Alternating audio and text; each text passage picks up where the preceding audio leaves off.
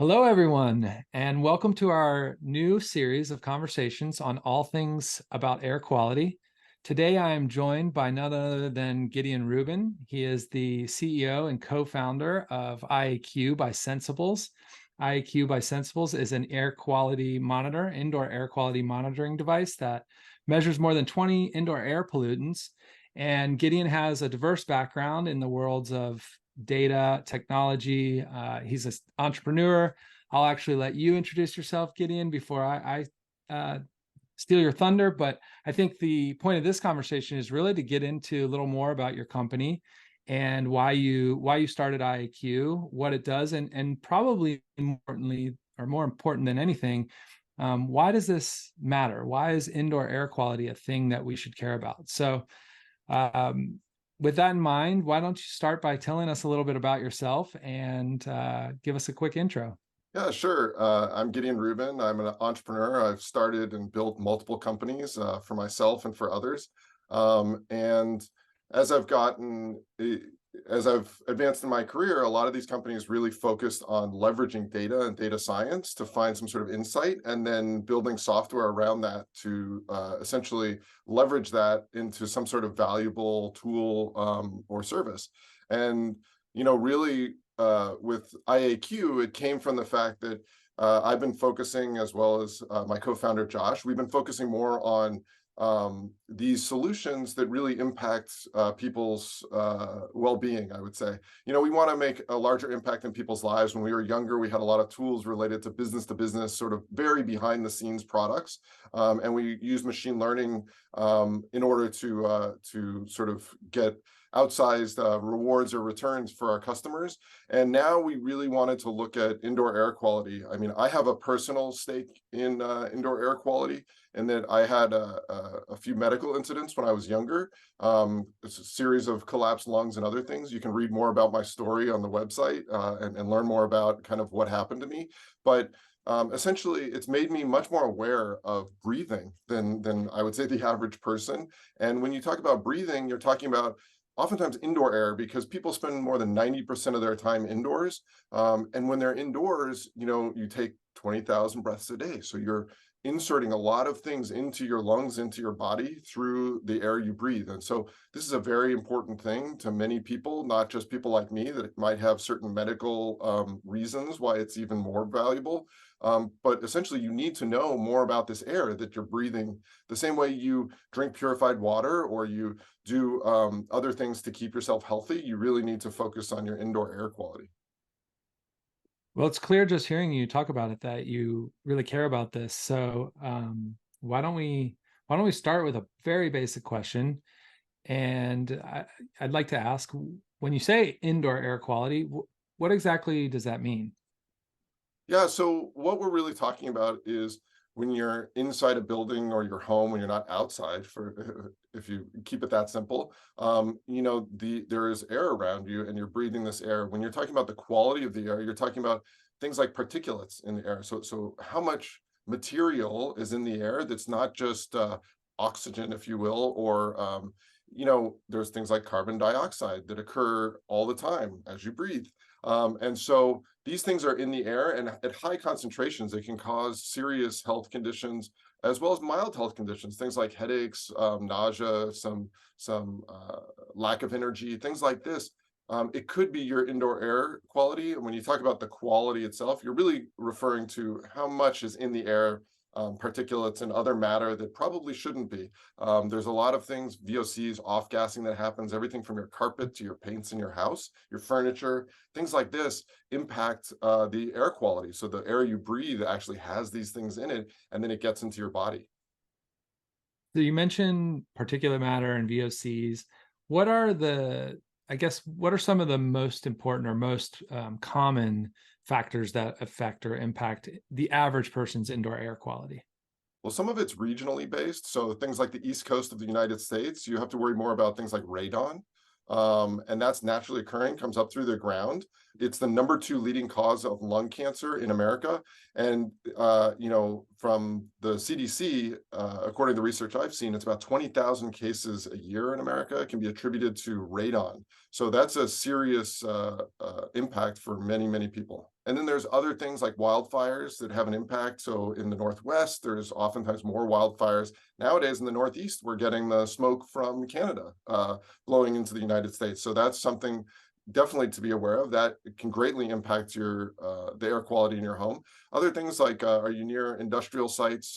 Is there outdoor pollution, manufacturing, things like that can have a regional effect on your indoor air quality.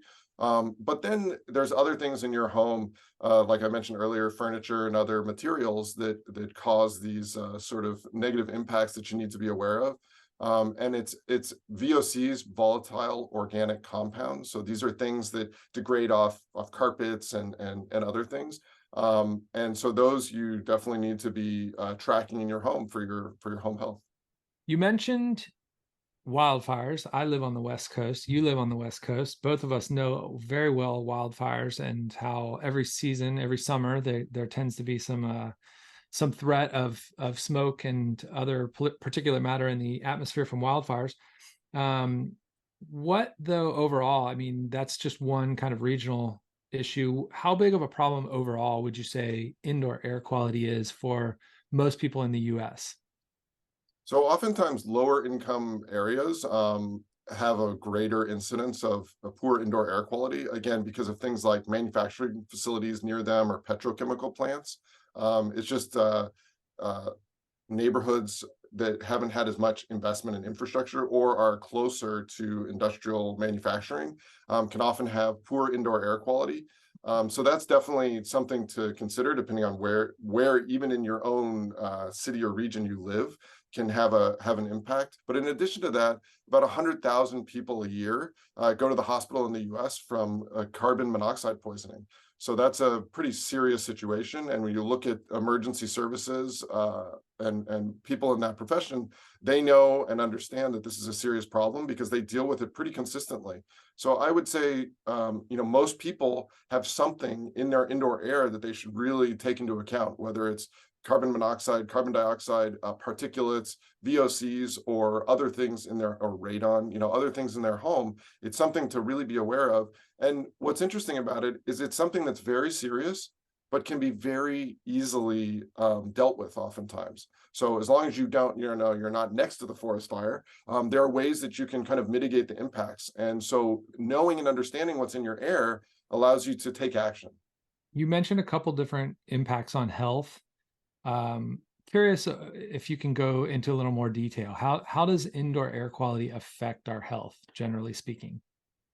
So there's the sort of mild impacts of health. So things like headaches or nausea or some tiredness, things like that.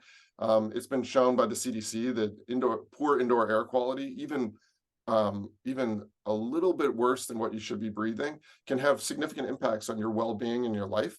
But then you ratchet it up a bit and you can have serious impacts. Carbon monoxide poisoning, as I mentioned, sends people to the hospital. Radon, number 2 leading cause of lung cancer in America. So these are pretty serious situations. And again, there are things that if you're not aware that you have a lot of radon, if you're not aware that the carbon dioxide or carbon monoxide in your home is increasing for some reason, it could have serious impacts, send you to the hospital, or even, unfortunately, death or long-term health impacts like cancer. Are there standards, or is there a government body that is kind of responsible for regulating indoor air quality? So it's interesting because the EPA does regulate outdoor air quality and the certain pollutants that you're able to disperse into the air. But there's no real body specifically designed to measure your indoor air quality.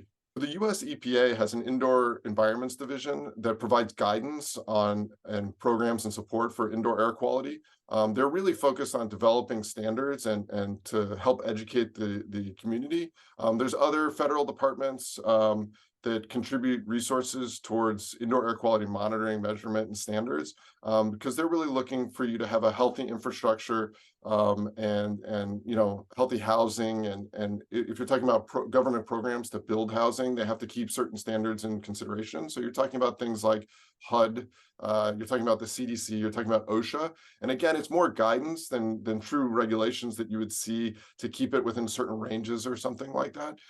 So it's still pretty early, honestly, in I would say what we're dealing with as far as the regulatory environment with indoor air quality. I think the awareness of the problem is just starting to sort of bubble up when you look at the last few years, everything from COVID to all these wildfires that we're seeing everywhere. I think we're seeing a lot more interest and people trying to understand, what should there be regulation? Should there be issues?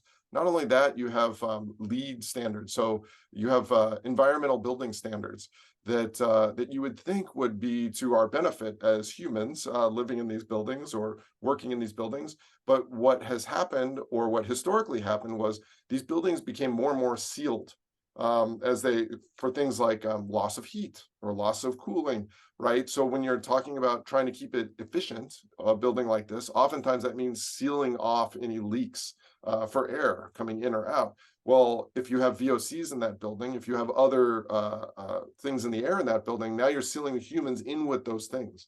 So you really need to pay attention to and measure and understand what's in the air. Do you want to keep that air in, or do you want to get rid of that air? And that's something that I think is still very much evolving in the US as far as like standards and really what should they be and what rules should be in place to protect people. Yeah, it sounds like a law of unintended consequences there a little bit. So this, with you talking a little bit about some of these wider standards or development of, it makes me think, how does it's very clear that on an individual level, your health, the indoor air quality of the air you're breathing is really important to your health and your well-being. But why should I care more from like a macro level, a societal level? Is there a reason that indoor air quality should be something I'm concerned about as just the average Joe citizen? Yeah, I mean, I think it depends on your perspective and where you're coming from to some degree, because as I mentioned earlier, when you look at demographics, it's heavily the poor indoor air quality is much more prevalent in low income areas, low income households, immigrant areas in different cities. If you look at where those people live, they also often live near industrial manufacturing or petrochemical plants. So depending on who you are, I think you should care deeply about that. And a lot of those things are not under your control. So it's not under your control how much is being emitted from the local manufacturing plant near you.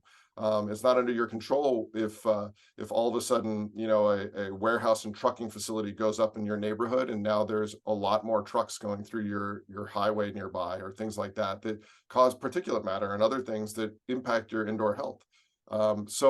So I think it's important to everyone, but I think that certain people are impacted directly, and then other people who care about their fellow citizen and care about the government helping to protect all citizens should care about the fact that if there is no regulatory environment, if there is no government sort of help or supervision of these things, then sort of our most vulnerable people are the ones that have the greatest impact or issues from this. So you look at like elderly people, for example, who are more susceptible to various breathing in various things. If they have asthma or COPD or other sort of health issues, this can be greatly impactful for them, and they might not even be aware. So if you want to be a concerned citizen, then you should care about this. You should care about this for yourself, your family, your household, but also for your community and the other people in your community that aren't able to step up and sort of deal with this, again, whether they're elderly or children or other people that don't have the means. You talked about this houses being sealed and the efficiency, how increased efficiency in home ventilation has also kind of had this unintended or unforeseen impact on air quality indoors. I wanted to ask, how does outdoor air quality compare with indoor air quality in America? So it's interesting. I would say again, it's very regional. When you talk about outdoor, of course, we mentioned things like fires or manufacturing facilities, Mm. but you also look at other things like pollen and sort of biologically uh, occurring things like molds and spores and things like that. So if you're in an area with a high allergy season, you're going to feel that in your indoor air quality. It's going to appear inside as well as outside because you're in that overall environment. But the other things to keep in mind is things like humidity. So I used to live in Florida, and in Florida, there's tremendous amount of humidity. So it's expected you have mold in your house somewhere, basically. So you have to kind of monitor that and keep it under control. But the reality is having a little bit of mold in your house is very different than having it in your air and breathing it all the time. And there are different types of mold, and some are very impactful to your health, and others are, like I said, naturally occurring everywhere. And so it's something to be aware of and monitor, but it might not be something that you take major changes to what you're doing. But overall, I think the outdoor air quality has a huge impact on the indoor air quality. It doesn't have to, it doesn't always, but it does oftentimes. Switching gears a little bit, we've talked a lot about the foundation or fundamentals of air quality, but let's get something a little bit closer to home for you. How do you actually measure indoor air quality? Yeah, so it's interesting because I was having this conversation with my co-founder Josh, who's an engineer. You know, I come more from the data science background, and he comes from the engineering background. And we were discussing this, and he actually had set up a few sensors in his home because I have a carbon monoxide detector, I have a fire smoke detector, a few of the basics that most people have in their homes, either by regulations or because they care about what's happening in their home and just want to be protective of their family and their home. But then we started talking about, okay, but what about other things in the house, VOCs, mold? We started really talking about these other things that are naturally occurring and are frequently appearing in people's homes. And it was right around the time that Josh, my co-founder, his wife was pregnant. And he actually started tinkering and purchasing some of the different detectors that were beyond the standard detectors because he wanted a more comprehensive measurement of what was in his home. And we really, going through this journey together, we really found that there are a lot of sensors out there. The problem is, for me, I don't want to deal with 20 different sensors. And I'm not the type to go and plug in and program and make them all work together and synchronize them in my house. Now, Josh is that type, and he was going through that process himself, and he realized this is a nightmare, and he also realized that it still, in the end, it still didn't have the comprehensive nature that he wanted, which was he wanted something to measure all the things that could be in his home that could be a problem, and then give him some sort of output that's usable. So in other words, it's not just a measurement on a number, which is okay if you read and understand all the different measurements about all the different air quality measures like VOCs. And do what size of particulate is okay in your home and what size isn't, or how much smoke is okay and how much smoke is not okay? I mean, these are the types of things that, as you're asking earlier, the EPA or CDC has come out with some guidelines on these things. But when you look at the sensors, you wouldn't know that. So you don't know the difference between, is it 10% too high or is it 100 times too high, right? And those are very different things as far as your personal health and the impact on your home. And so we really looked at kind of that world, and we said, okay, well, I could buy 20 different sensors and try to kind of figure it out. Josh went ahead and built a lot of different sensors and sort of put them together and tried to make them work. And we realized that there really wasn't a solution that took into account all the things that are important based on what the EPA and the CDC says, and then gave an output that's usable. So in other words, something that says, oh, it's too high or it's too low or do something now. So that's really what we sort of jumped in and realized, we should make this. This is something that we want, that we need, and I'm sure other people will want it too. We actually we launched a Kickstarter campaign, a crowdfunding campaign to test this because we weren't sure, do people really want it? Do they not want it? And we found that, we when we reached over 200% of our goal, we realized people want it. And not only do people want it, but what we've seen is people are very engaged with this, meaning it's not just about like, oh, another device you have in your home. It's actually something that people are, it gives them peace of mind, but it also gives them power. Without that knowledge, that information, it's like trying to drive a car with your windshield covered. It's, you're going forward, you've got some information coming in, like your speed and other things, but you don't totally know where you're going. You don't know if it's getting better or worse. You don't know if you're really taking into account all the information that's there. And that's really what we've put together with the IAQ device, is something that we wanted to be pretty simple to use, no setup at all. And it just works and tells you valuable information, and then you can take action based on that information. So IAQ, it puts the power in your hands, and it gives you a reading of what's in your indoor air. I guess the next step in that kind of equation there is what do you do about it? So how can people improve their indoor air quality? Yeah, so there's different sort of situations that you might have to take different actions, but generally the process is essentially, if you get a high reading of something, you immediately want to go to the source. If you can find the source, if you know what it is, for example, smoke, and there's something burning, or you've got the toaster burning something, then you want to stop it from the source immediately. Then you want to vent the air, so you want to get rid of the bad air. And then oftentimes you want to start looking at things like air purifiers to clean the air itself. So it's really kind of a multi-step program that I would say most government regulatory agencies, so the EPA, CDC, give certain recommendations around this, and they make total sense. It's very straightforward.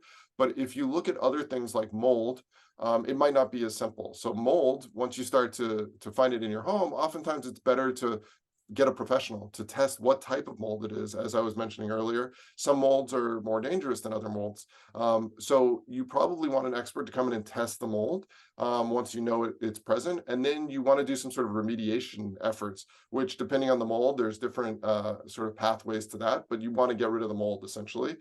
You also want to get rid of the environment that's allowing the mold to generate, which is the humidity in the home, the lack of ventilation, things like this. So there's those cases. There's things like radon, as I mentioned before, is naturally occurring, comes up through the ground. So again, those things you might have to take different efforts to mitigate than just something that's coming from the outside, like a wildfire smoke or something like that. Can houseplants help you improve your indoor air quality? Yeah, so houseplants are a really great way to improve, I think, a lot of things. Not your indoor air quality, probably your well-being and your sense of comfort in your own home. But the reality is that unless you have huge amounts of indoor houseplants, so unless it looks like an indoor terrarium in your house, it's probably going to have only slight impact on your indoor air quality, and it doesn't move fast enough in order to really resolve the issues that you may be having. So I would say overall, it's probably a good practice to have some plants in your home. It will not negatively impact your indoor air quality, especially if you keep the plants sort of maintained properly, so there isn't mold in them and things like that. But I would say that it's a relatively minor improvement that you can get from it versus monitoring and really understanding what's happening on an hour-to-hour, day-to-day basis, which could have huge impacts just by opening a window for a few minutes, right? So I think plants are great, and they're a part of the solution, but I don't think they're a comprehensive solution for the problem that we're discussing.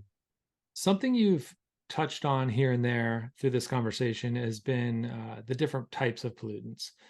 You mentioned radon, VOCs, mold, many other things.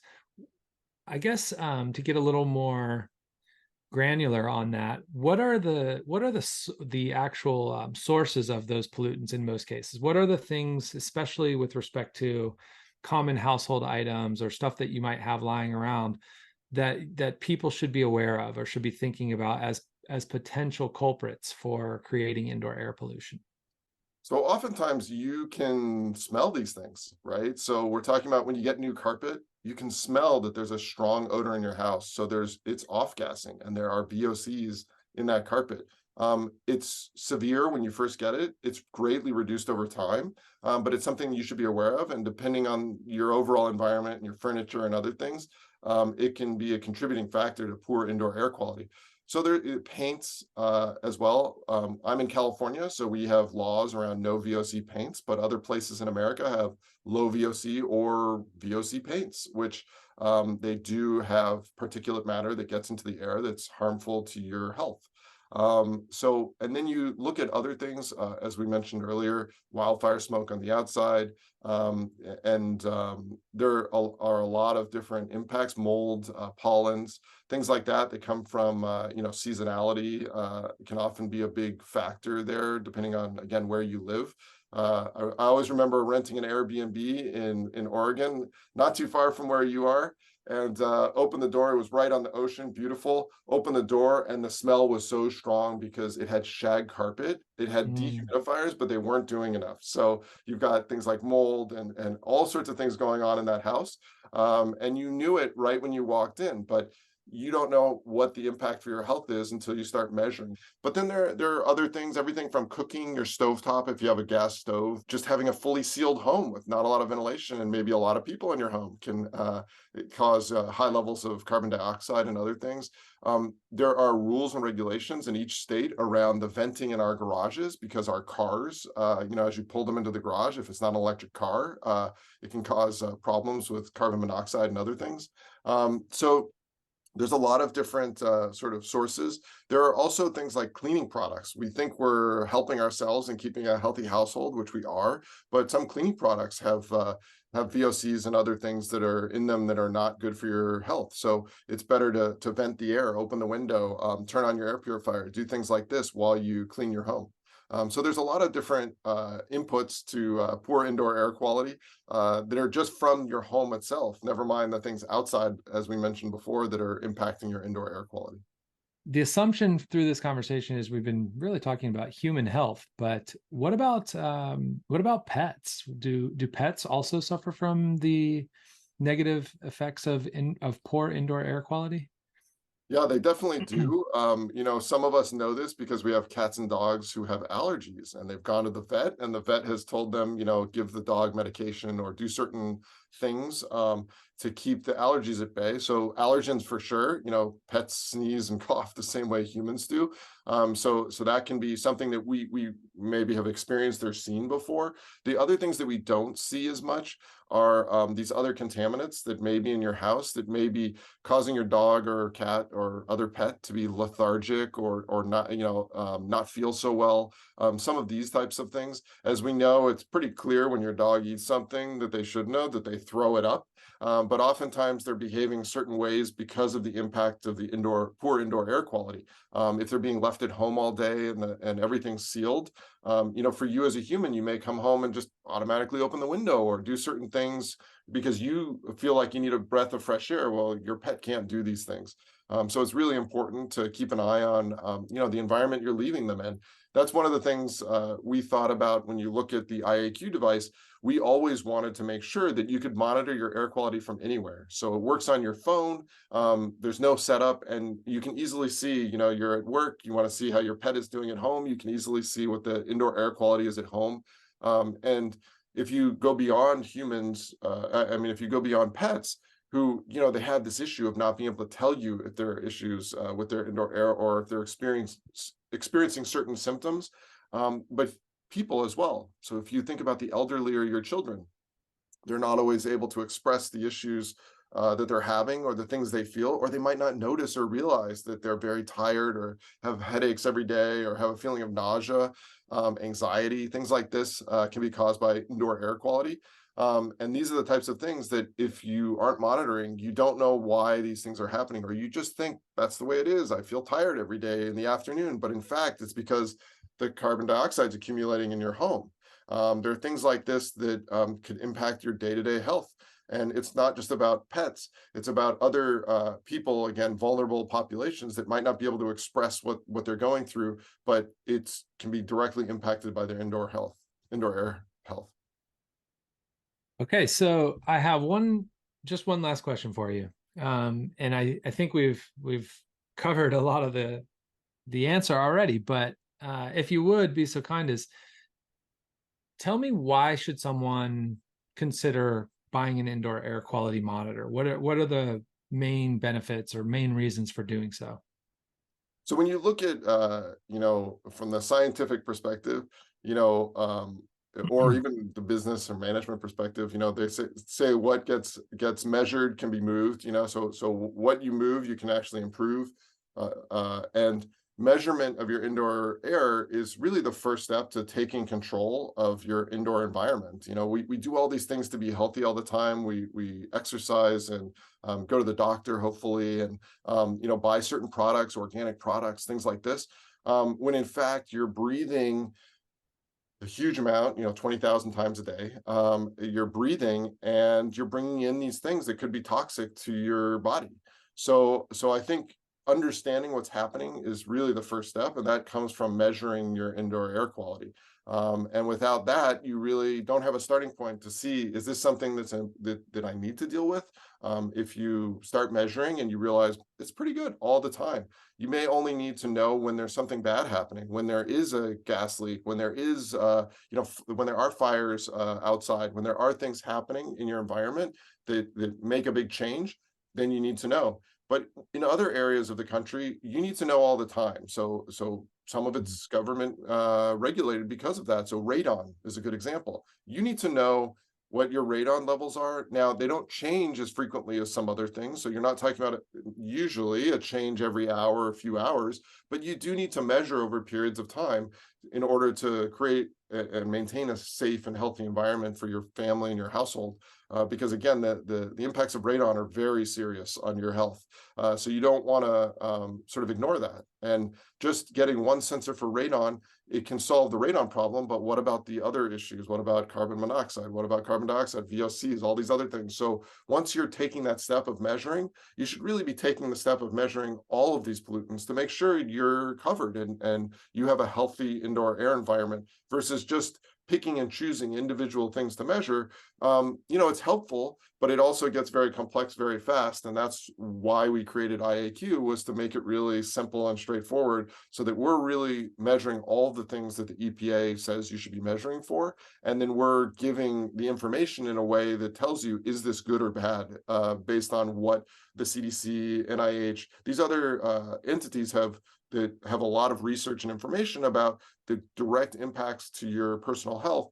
So they've given guidelines, and those are the guidelines that we tried to inform our users about so that they can understand, oh, I should take action now. This is a high enough reading that it makes sense that I want to mitigate the impacts for my health and my family's health. Okay, well, this has been very informative. Thank you so much for the time today, and thanks for answering all these questions. Again, great conversation. Thanks so much, Joey. I appreciate it. And please, anyone that has more questions, reach out, ask us the questions. We're happy to either do another podcast or answer them online. We love to hear from people what challenges they're seeing, or whether it's in measuring their air quality or in the impacts of the poor air quality. So we're really trying to help inform people around this problem and how to measure and how to mitigate for these elements in your air. Thanks again. We'll talk soon. Thanks so much. All right, Bye. bye-bye.